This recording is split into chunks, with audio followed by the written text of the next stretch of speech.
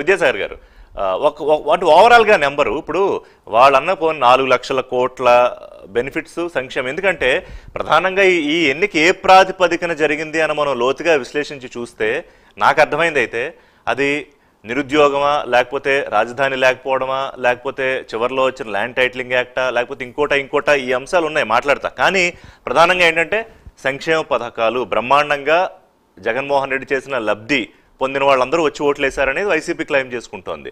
కాదు, అది జరగలేదని మీరు అంటున్నారు. అది జరగకపోతే కనుక ఎంత జరిగింది? నేను ఇప్పుడు చెప్పినది నేను నెంబర్స్ జరిగాయండి. ఇది ఇప్పుడు మీరు కావాలంటే ఆర్టీఐ ప్రకారం, యాక్ట్ ప్రకారం డాక్యుమెంట్ తీసుకొచ్చుకోవచ్చు. ఓకే, వీళ్ళు చేసింది ఇంత, చెప్పుకున్నది ఇంత. గౌతమ్ రెడ్డి గారు, అది సమస్య ఇక్కడ ఏంటంటే, ఇంకొక విషయం భయంకరమైన సత్యం చెప్తాను.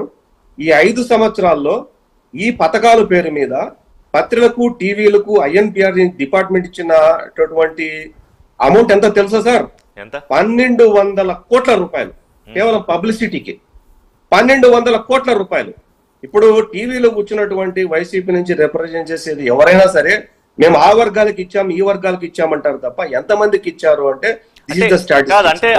ఇంకో పాయింట్ చెప్తా. ఇప్పుడు కేంద్రంలో ప్రస్తుతం ప్రభుత్వంలో ఉన్న బీజేపీ కానివ్వండి, గతంలో తెలుగుదేశం పార్టీ అధికారంలో ఉన్నప్పుడు కానివ్వండి, ఆ మాటకు వస్తే ఇక్కడ బీఆర్ఎస్ అన్ని పార్టీలు కూడా తమ యాడ్స్కి సంబంధించి ఎన్నికల సమయంలో కొంత బడ్జెట్ పెట్టుకుంటాయి, ఇస్తాయి. అది సహజంగా జరిగే ప్రక్రియ. అంటే ఇక్కడ మీ ఆక్షేపణ కానీ విమర్శ కానీ ఏదన్నా ఒక సంక్షేమ పథకంతో పోల్చి చూస్తే చాలా ఎక్కువ దీని మీద, అంటే చేసింది తక్కువ కానీ దాన్ని ఎక్కువ ఆర్భాటంగా ప్రచారానికి ఎక్కువ ఖర్చు పెట్టారని చెప్తున్నారా మీరు? ఇప్పుడు లాయర్లకు ఇచ్చినటువంటి జూనియర్ ప్రాక్టీసింగ్ అప్పుడప్పుడు వచ్చిన లాయర్లకు ఇచ్చే డబ్బు 8 కోట్లు. మీరు you take information from the IN department 12 కోట్ల అడ్వర్టైజ్మెంట్లు. 12 కోట్ల రూపాయలు అడ్వర్టైజ్మెంట్లకు ఇచ్చారు. అంటే ఇక్కడ ఏంటంటే, ఇప్పుడు నేను చెప్పింది ఇది నేను జోక్ కాదండి. ఇప్పుడు ఎందుకంటే కేవలం 3 లక్షల ఎవరికి వైఎస్ఆర్ ఈబీసీ నేస్తాం 45 వయసు నుంచి 60 వయసులో ఉన్న వాళ్ళకు 3,90,000 మందికి ఒకటైతే కాపు నేస్తం కింద ఒక నిమిషం గౌతమ్ రెడ్డి గారు, ఇప్పుడు ఇవి కన్సాలిడేట్ చేసుకుని చూస్తే ఆ నెంబర్స్ కానీ ఆ బడ్జెట్స్ కానీ చూసుకుంటే ఎక్కడ మీరు కానీ ముఖ్యమంత్రి జగన్మోహన్ రెడ్డి కానీ క్లెయిమ్ చేసుకున్నానికి దీనికి పొంతన కనిపించట్లేదు. అంటే ఇంత డీటెయిల్డ్గా ప్రజలు ఓట్లేసే వాళ్ళు లెక్కలేసుకుంటారా వేసుకోరా అనేది పక్కన పెడితే, బట్ పొందేమా లేదా అనేది వాళ్ళకి అర్థమవుతుంది కదా. సో ఏంటి మరి మీరు అంత కాన్ఫిడెంట్గా ఉండడానికి ఏంటి ఈ అంశం మీద, సంక్షేమం మీద? నేను మరొకసారి చెప్తున్నాను, కేంద్ర ప్రభుత్వానికి సంబంధించినటువంటి పోర్టల్ ఒకటి ఉంటుంది. ఈ ఉద్యోగ వ్యవస్థ కానీ ఎంఎస్ఎంఐలు కానీ 5 నెలల్లోనే 7,01,000 ఉద్యోగ అవకాశానికి. గౌతమ్ రెడ్డి గారు, I request you to stop somewhere. కొంచెం నాకు నెట్వర్క్ డ్రాప్ అవుతుంది. Can you please stop somewhere? చెప్పండి. Thank you. ఇప్పుడు చెప్పండి. ఓకే, నేను అనేది నేను చెప్పేటువంటిది, నేను మీరు ఇంతగా మీకు అనుమానంగా ఉండే దానికి మీకు అనుమానం లేదు. కేంద్ర ప్రభుత్వంలో ఒక పోర్టల్ ఉంటుంది, ఎంఎస్ఎంఏలు ఏ రకంగా ఉంటుంది అనేది. దానిలో పోర్టల్లో కనుక చూసినట్లయితే ఆటోమేటిక్ గా ఈ 2023 ఎంఎస్ఎంఏలకు సంబంధించి 7.50 లక్షల మందికి ఉపాధి కల్పించామా లేదా అనేది చూడండి. ఓకే. అదే తరహాలో 2023 సంవత్సరంలో ఇప్పటి వరకు 93% లక్ష్యాన్ని రాష్ట్ర ప్రభుత్వం సాధించేటువంటి చిత్తూరు, ఏలూరు, సత్యసాయి జిల్లాల్లోనే 1.50 ఎస్ఎంఏల యూనిట్ నమోదు లక్ష్యంగా తీసుకుంటే 97,378 యూనిట్లు స్టార్ట్ చేశాం. దమ్ముంటే రమ్మానండి, చూపిస్తా. ఇది జరిగినటువంటి.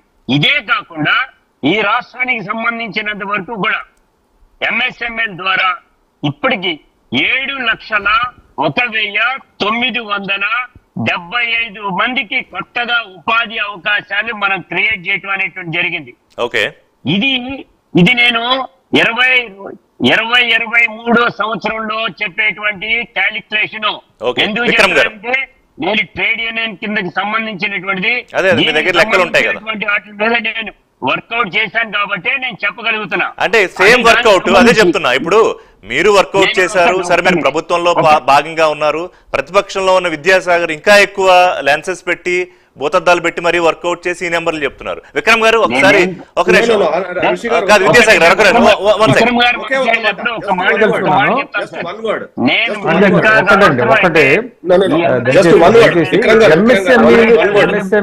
సంబంధించి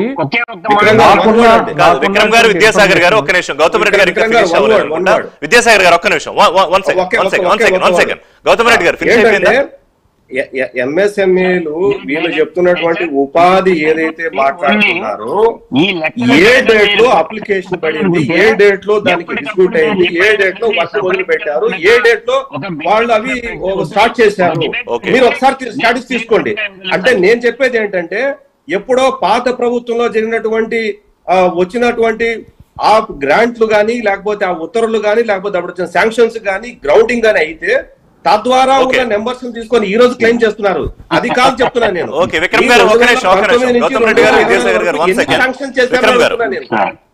ఇప్పుడు ఎంఎస్ఎంఈలకు సంబంధించండి, అది మేజర్ గా కేంద్ర ప్రభుత్వం అందించేటువంటి లోన్స్ కానివ్వండి, గ్రాంట్స్ కానివ్వండి, దాని మీద డిపెండ్ అయి ఉంటుంది. సరే, స్టేట్ గవర్నమెంట్ కూడా కొంత ఉంటుంది.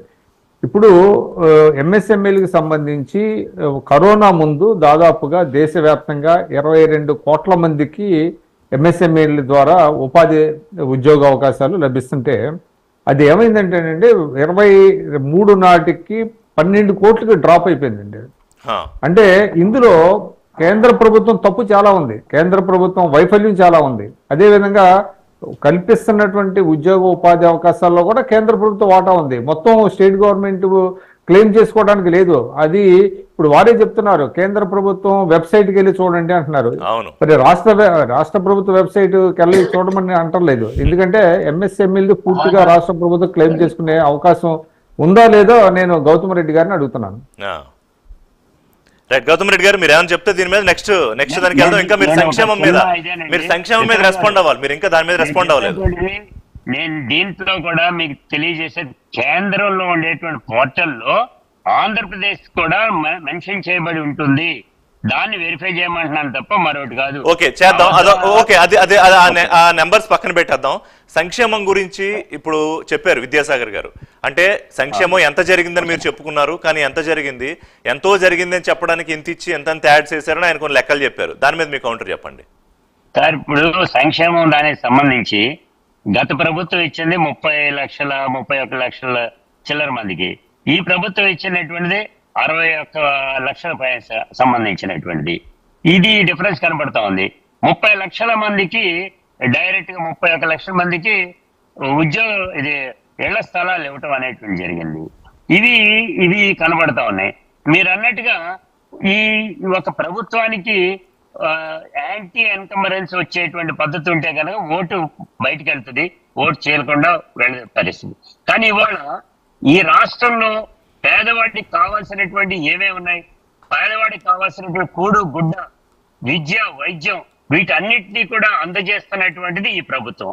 ఈ ప్రభుత్వాన్ని కాదనేటువంటి పద్ధతిలో ఇవాళ డైరెక్ట్ గా ఇంకొకళ్ళకి ఓటేస్తారు అని అంటాం ఎంతవరకు సబబు. కానీ ప్రలోభ పెట్టేవో లేకపోతే మరొకటో చేసేవన్నా చేస్తే కొద్దిగా గొప్ప పోవచ్చు. ఇంత పెద్ద ఎత్తున 3 కోట్ల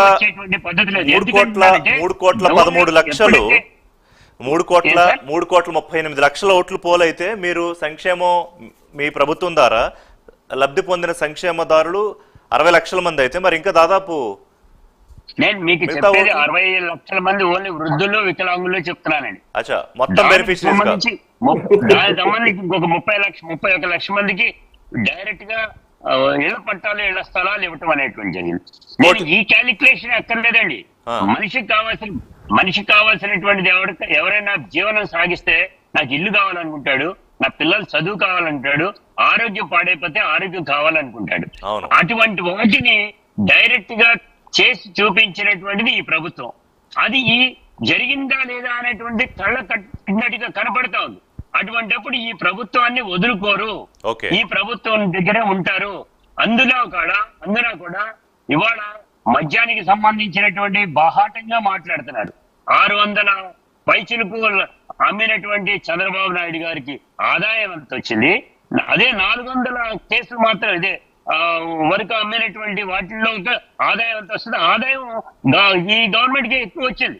కానీ నేను అనేటువంటిది దీన్ని కొన్ని డిఫరెన్స్లు చూపిస్తా ఉన్నారు.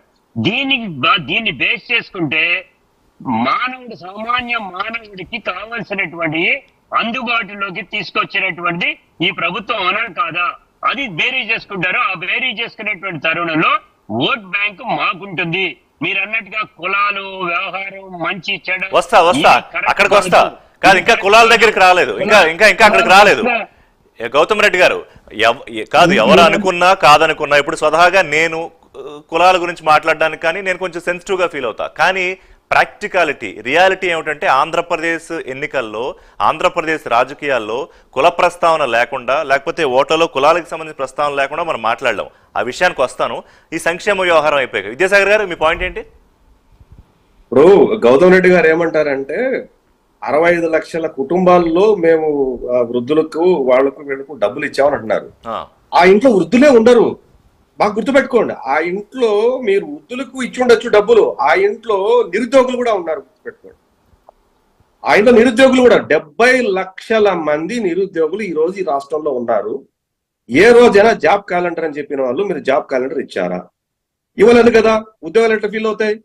అట్లాగే వీళ్ళు ఎగ్జిస్టింగ్ ఉద్యోగాల గురించి మాట్లాడతారు. ఏం మాట్లాడినా ఇదే. వైసీపీ వాళ్ళతో వచ్చిన తలనొప్పి ఏంటంటే ఆర్టీసీ వాళ్ళని కలిపేసాం కదా, కాంట్రాక్ట్ వాళ్ళని కలిపేసాం కదా. ఆల్రెడీ వాళ్ళు ఎగ్జిస్టింగ్ ఉన్నారు, మీరు ఎట్లా కౌంట్ చేసుకుంటారంటే దానికి సమాధానం చెప్పరు.